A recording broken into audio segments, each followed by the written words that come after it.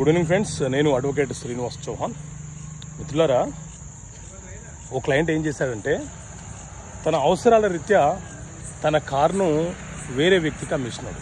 అయితే అమ్మేసినాడు, డబ్బులు తీసుకున్నాడు, కానీ ఆ వెహికల్ కొనుగోలు చేసిన వ్యక్తి పేరు మీద రిజిస్ట్రేషన్ చేయలేదు.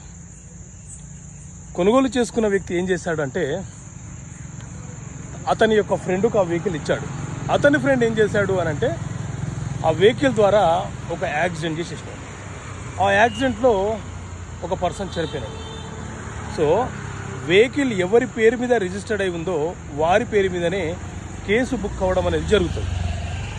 కాబట్టి ఏదైనా ఒక వెహికల్ మనం అమ్మినప్పుడు వెంటనే కొనుగోలు చేసిన వ్యక్తి పేరు మీద రిజిస్ట్రేషన్ చేయాలి, లేకపోతే చాలా ప్రమాదము.